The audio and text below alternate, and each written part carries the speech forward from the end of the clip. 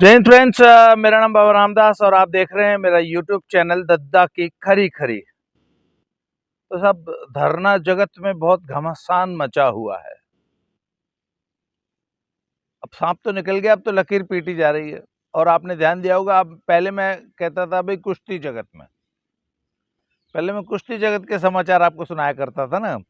अब धरना जगत बोला है आज मैंने शब्द। तो अब धरना जगत में घमासान मचा हुआ है। घमासान यूं मचा हुआ है कि साक्षी मलिक और उनके पति सत्यव्रत काद्यान जी ने जो है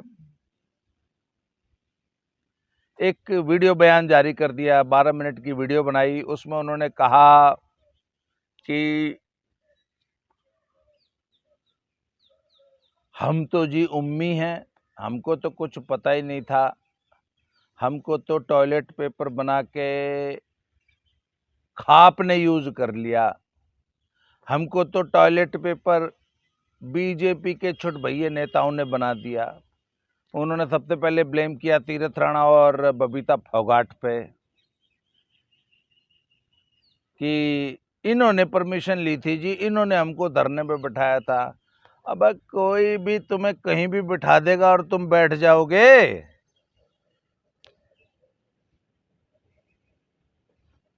मतलब किसी ने भी तुमको परमिशन ली और कहीं भी बिठा दिया और तुम बैठ गए, और फिर जो तुमसे मर्जी चाहा वो बयान दिलवा दिया।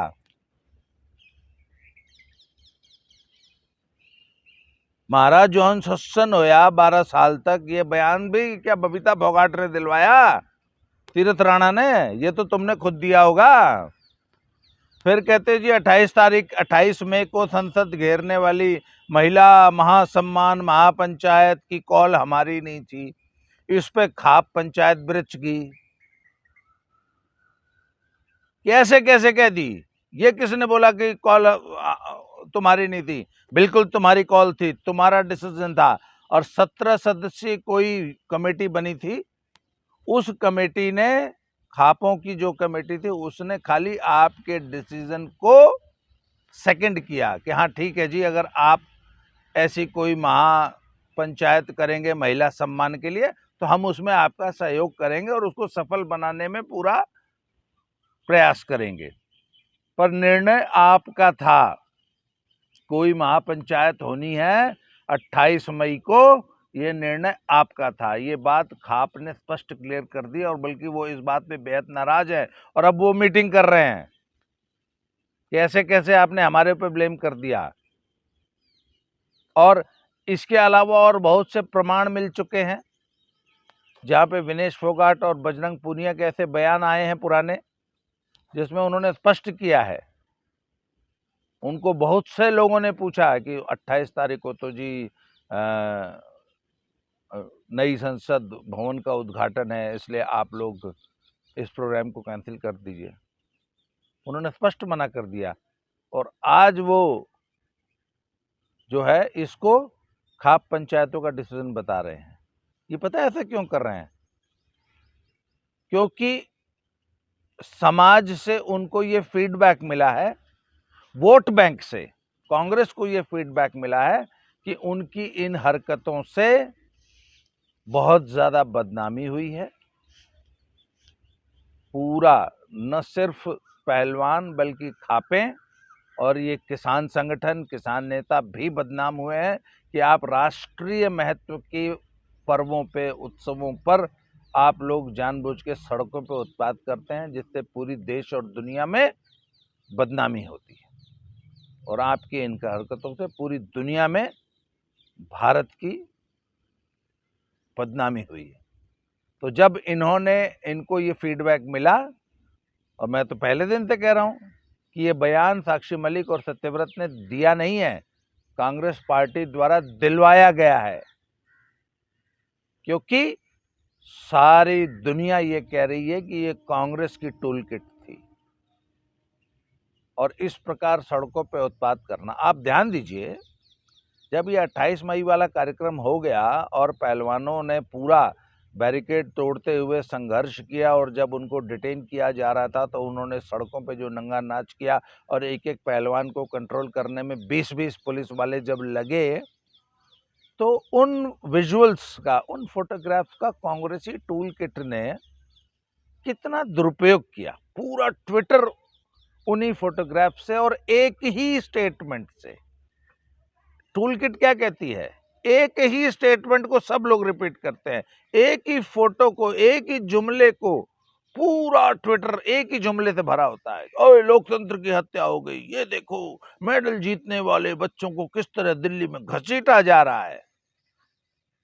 यही टूल किट होती है कि पहले एक इवेंट ऑर्गेनाइज करो, उसके लिए विजुअल्स इकट्ठे करो, सनसनी फैलाओ और फिर उसी विजुअल को, उसी घटना को समाचार माध्यमों में बार बार हजारों लोग रिपीट करें, वो ट्रेंड करने लगे। यही टूल किट होती है।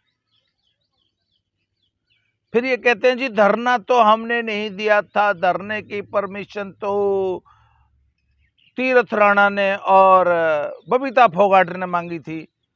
अगर धरने की परमिशन तीरथ राणा और बबीता फोगाट ने मांगी थी, तो फिर आपने अपने मंच पे, धरने के मंच पे प्रियंका गांधी, भूपेंद्र हुड्डा, दीपेंद्र हुड्डा, कांग्रेस की पूरी लीडरशिप। अरे भैया, कांग्रेस की अगर प्रियंका गांधी आ गई तो पूरी आ गई, पूरी कांग्रेस आ गई। पप्पू यादव, चंद्रशेखर रावण, सत्यपाल मलिक, हनुमान बेनीवाल, इसके अलावा पूरा डफली गैंग, पूरा जेएनयू, पूरा शाहीन बाग, मतलब सरकार विरोधी, भाजपा विरोधी, संघ विरोधी, सनातन विरोधी, ऐसा कौन सा एलिमेंट बच गया जो आपके मंच से, जिसने विश्वमन नहीं किया, जिसने प्रलाप नहीं किया, और आप कहती हैं कि ये तो बीजेपी नेताओं ने धरना लगवाया था। कहीं ऐसा तो नहीं कि आपने भी बबीता फोगाट और तीरथ राणा को यूज किया?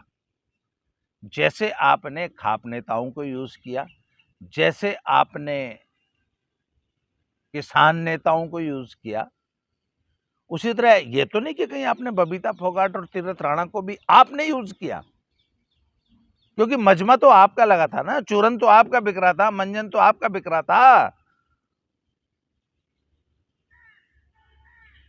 तो कहीं ऐसा तो नहीं कि कांग्रेसियों ने, हरियाणा कांग्रेस ने आपको यूज किया और साथ में तीरथ राणा और बबीता फोगाट को लपेट लिया?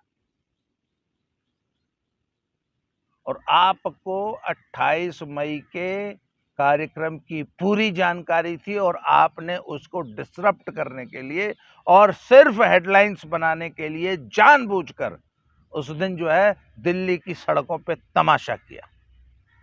फिर आप विक्टिम प्ले करने लगे।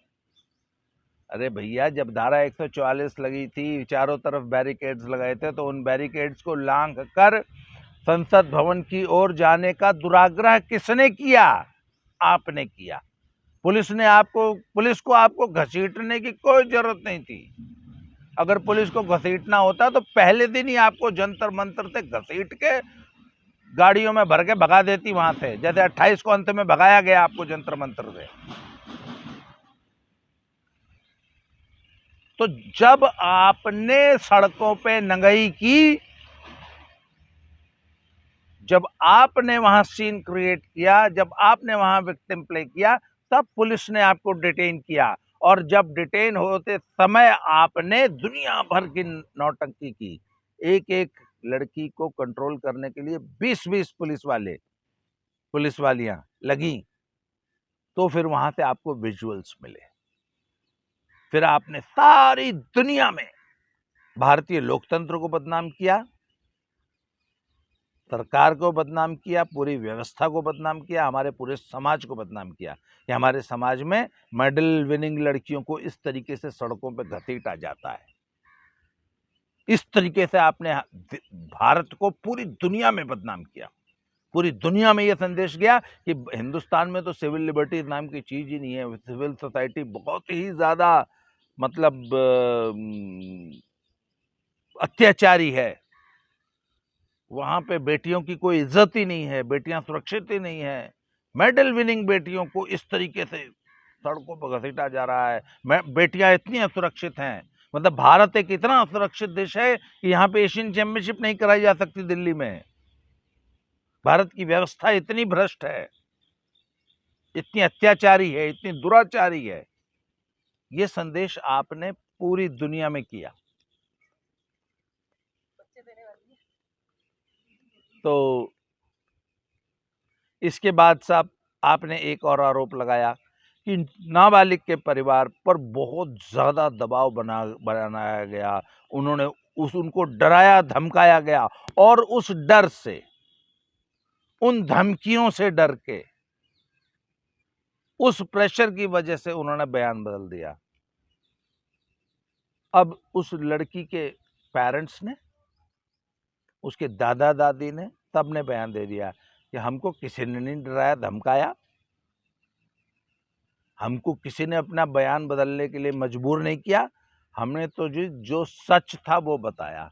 हमको बहला फुसला के ये कंप्लेंट कराई गई थी, ये बयान दिलवाए गए थे, हमारे साथ कभी ऐसा कुछ हुआ ही नहीं। हम तो जी सिर्फ नाराज थे कि हमारी बेटी सिलेक्ट नहीं हुई थी, हमारी बेटी ट्रायल में हार गई थी।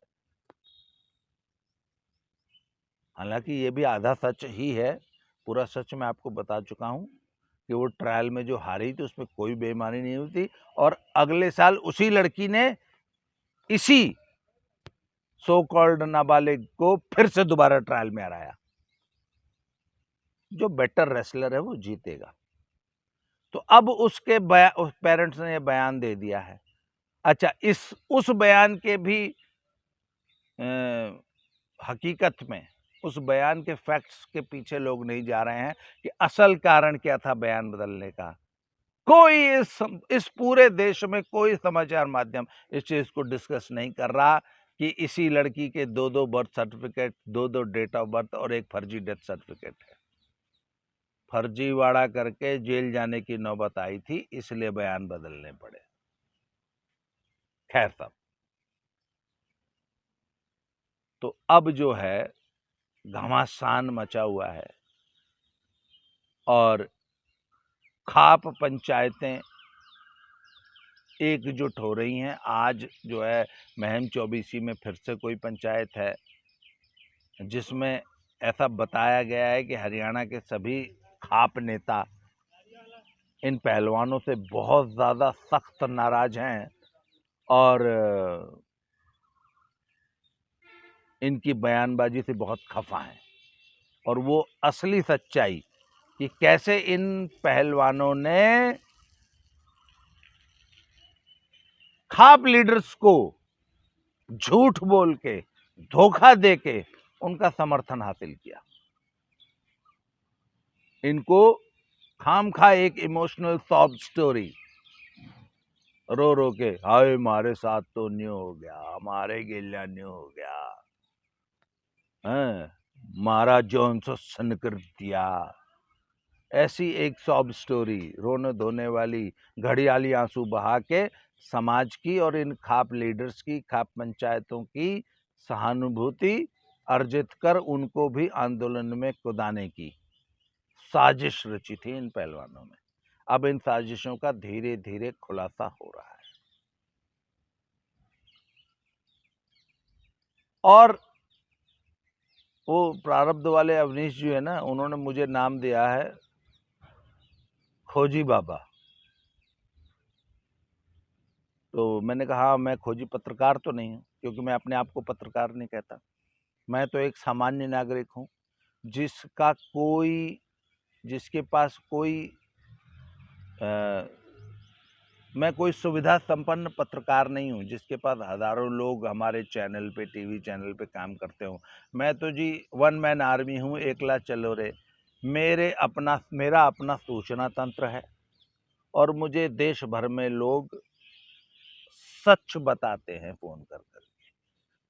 जैसे पुलिस का एक तंत्र होता है ना, सूचना तंत्र, जमीन से जुड़ी खबरें, जमीन में क्या चल रहा है, गांव गांव में क्या चल रहा है, क्या लोग सोच रहे हैं, ये सभी सूचनाएं, जैसे इंटेलिजेंस ब्यूरो होती है, उनके भी फील्ड एजेंट्स होते हैं, गांव-गांव में, गली-गली में, वो वहाँ पे एक सूचनाएँ पहुँचाते हैं और वो सूचनाएँ एकत्र करती हैं। तो एक छोटा-मोटा तंत्र मेरा भी है।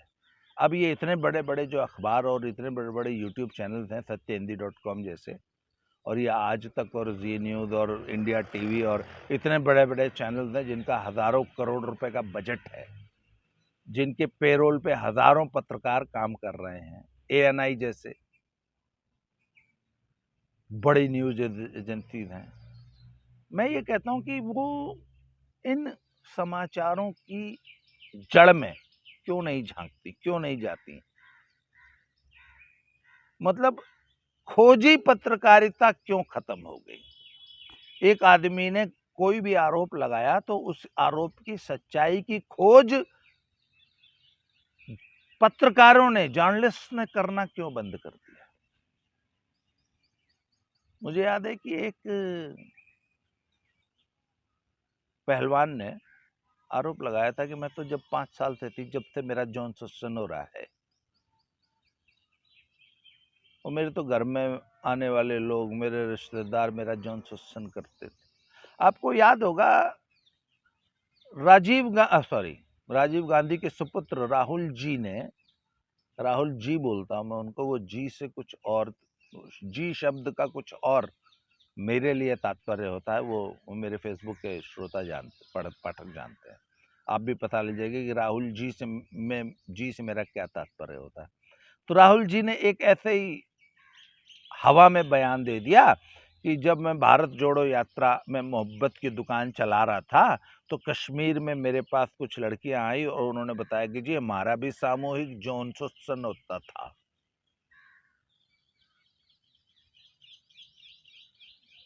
ये बयान उन्होंने तो दे दिया, पर उनको नहीं मालूम था कि कुछ लोग इस बयान को बहुत ध्यान से सुन रहे हैं।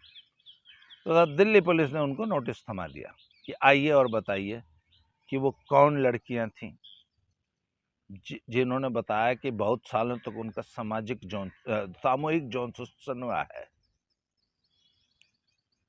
तो अब इन्होंने बोला, अब इनके सिट्टे पिट्टे गुम, क्योंकि इन्होंने तो झूठ बोला था।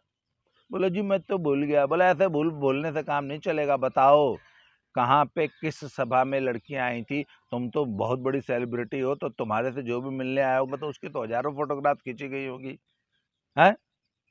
और मैं तो हमेशा कहता हूँ कि भैया आज के ज़माने में किसी भी इवेंट की हज़ारों फ़ोटोग्राफ्स होती हैं, हज़ारों लोगों के कैमराज में होती हैं। तो वो लड़कियाँ कौन थी, उनके नाम बताओ, नहीं तो फ़ोटो बताओ, नहीं तो शक्ल बताओ, हम खुद ढूँढ लेंगे। तो राहुल जी उस मामले में अभी तक जो है वो नोटिस में हैं और उनको इन्होंने पुलिस से समय मांग रखा है, दिल्ली पुलिस ने। तो कहने का मतलब राहुल गांधी के इस बयान का दिल्ली पुलिस ने स्वतः संज्ञान लिया। खैर तब कश्मीर की विमेंस जो वो महिला आयोग जो है उसने क्यों नहीं लिया? जैसे हमारी स्वाति मालीवाल जी दिल्ली में हर चीज का तुरंत 1 सेकंड में स्वतः संज्ञान ले लेती हैं, है ना? हमारा सुप्रीम कोर्ट भी जो है बहुत सारी चीजों पे स्वतः संज्ञान लेके सुनवाई शुरू कर देता है। तो इतने बड़े बयान का कि एक लड़की कह रही है कि 5 साल की उम्र से उसका जॉन शोषण हो रहा है और उसके ही घर के आने वाले लोग कर रहे हैं। तो इसका स्वतः संज्ञान दिल्ली पुलिस ने, हरियाणा पुलिस ने, हरियाणा के महिला आयोग ने, दिल्ली के महिला आयोग ने, अब स्वाति मालीवाल क्यों सो रही है भाई? हरियाणा पुलिस ने या दिल्ली पुलिस ने इस बयान का स्वतः संज्ञान क्यों नहीं लिया? और कौन था भाई उस लड़की का जो 5 साल से जॉन शोषण कर रहा है? अब ठीक है भाई, बस में किसी ने कर दिया, रोड पे चलते हुए किसी ने सीटी मार दी, फप्ती कस दी, तो वो तो तथ्य जुटाना या उन कल्प्रिट्स को जुटाना, ढूंढना तो थोड़ा मुश्किल है, असंभव सा ही है। क्योंकि आज से 25 साल पहले किसने सड़क पर सीटी मारी थी, कौन ढूंढ लेगा? पर आपके घर में आपका जॉन शोषण कौन करता था, इसका पता तो लगाना चाहिए कि नहीं? शाबाश, खुश रहो। ये तो पता लगाया जा सकता है कि नहीं? 12 साल पहले किसी ने आपका फेडरेशन में जॉन शोषण किया, आपको याद है? और आपने उसके खिलाफ जो है एफआईआर लिखा दी, इतना बड़ा आंदोलन कर दिया। आपके घर में जो कर रहा था उसका नाम आप क्यों भूल गई? उसके खिलाफ क्यों नहीं कंप्लेंट लिखाई? और अब हरियाणा वाले सारे ये खाप लीडर और ये बड़े बड़े जो खलीफे हैं पहलवान जी लोग, हमारी बेटी का जौन शोषण हो गया, अरे थारी बेटी का जौन शोषण तारे घर में हो गया, इस पे क्यों नहीं आप उद्वेलित हुए जी? तो जी और किसी ने इसका स्वतः संज्ञान नहीं लिया कि भाई कौन था जो इनके घर में बढ़ के इनका जौन शोषण कर रहा था। तो तब खोजी बाबा ने पता लगा लिया। तो अब हरियाणा के महिला आयोग को, हरियाणा पुलिस को और दिल्ली महिला आयोग, दिल्ली पुलिस एवं सरकार की सभी एजेंसीज को और हरियाणा की सभी खाप लीडर्स, खाप पंचायत, किसान यूनियन, पहलवान यूनियन, इन सबको चाहिए कि मेरे से संपर्क कर लें। मैं बता दूंगा कौन था वो जो इनके घर में बढ़ के इनका जौन शोषण कराया कर रहा था। और उसमें मुझे और भी बहुत खतरनाक न्यूज़ मिली है। वो आदमी सिर्फ इनका नहीं जौन शोषण कर रहा था, इनमें तो एक की मम्मी का भी कर रहा था। बल्कि उसमें तो अगर जांच होगी तो ये पता लगेगा कि क्या उस जौन शोषण में मम्मी भी शामिल थी क्या करवाने में? यस,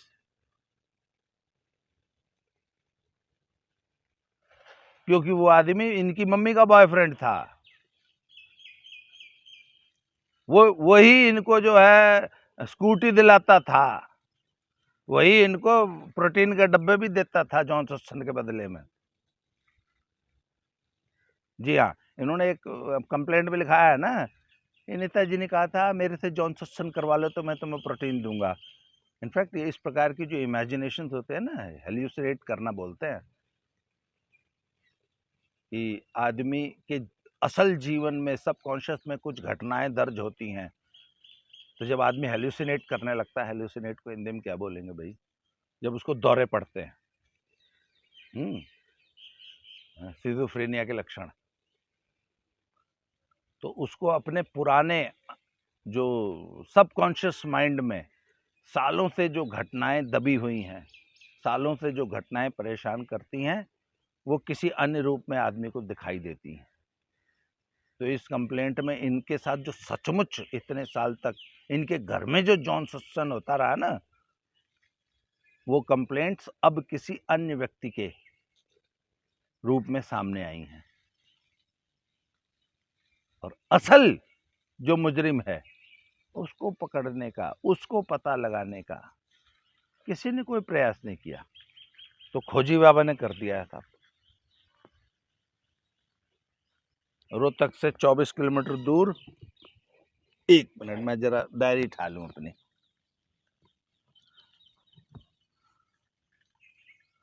मदीने के बगल में गांव है। अभी व्यक्ति का नाम और गांव का नाम जानबूझ के नहीं ले रहा। वो आया करता था इनके घर में, और अब इनके घर में कैसे घुस गया था वो, इनकी मम्मी ने, इनके पापा ने क्यों घुसाया था उस आदमी को घर में, क्या इनका उनसे रिलेशन था, और वो इतने लंबे समय तक इनका जौन शोषण करता रहा और जौन शोषण के बदले में कभी स्कूटी और कभी प्रोटीन के डब्बे देता रहा, ये मेरी पक्की सूचना है। और मैं तो कहता हूँ कि भैया आप मुझे बुलाओ, मुझसे पूछो, मैं बता दूंगा किसने जौन शोषण कराया। और स्वतः संज्ञान लेके महिला आयोग, बाल आयोग, human rights commission, Delhi police, Haryana police, इनको स्वतः संज्ञान लेके इसकी जांच करनी चाहिए कि कौन था भाई। और एक धरना अब हम सबको, आपको लगाना चाहिए। खाप पंचायत तो कि बचपन से जो जौन शोषण हो रहा था उसका कल्प्रिट भी पकड़ के ले आओ। फेडरेशन वाले जौन शोषण की बातें तो सब झूठी निकल गई, उसका तो कोई प्रूफ दे नहीं पाए। इसमें तो स्कूटी दिलाई थी, उसका तो रजिस्ट्रेशन नंबर भी होगा। वो स्कूटी कहाँ से आई, किसने पैसे दिए, प्रोटीन के कितने डब्बे खाए, ये सब पता लगाओ ना। इसके लिए क्यों नहीं करते धरना, आंदोलन, प्रदर्शन, भूख हड़ताल करो। पर नहीं, आपको तो सिर्फ रेटोरिक से मतलब है। असली शोषक को पकड़ने में आपका किसी का कोई इंटरेस्ट नहीं है।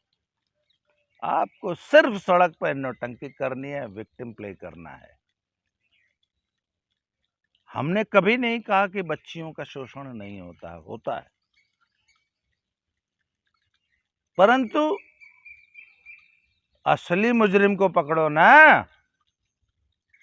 झूठे आरोप लगा के पॉलिटिकल स्कोर सेटल करने के लिए, अपनी व्यक्तिगत दुश्मनियां सेटल करने के लिए, हिसाब किताब करने के लिए किसी निर्दोष आदमी पे झूठे आरोप लगा के कानून का दुरुपयोग करेंगी। उसके बाद इतनी बड़ी नौटंकी सड़कों पर करेंगी, पूरे देश को बदनाम करेंगी। मक्खी लेंस के ऊपर बैठ गई।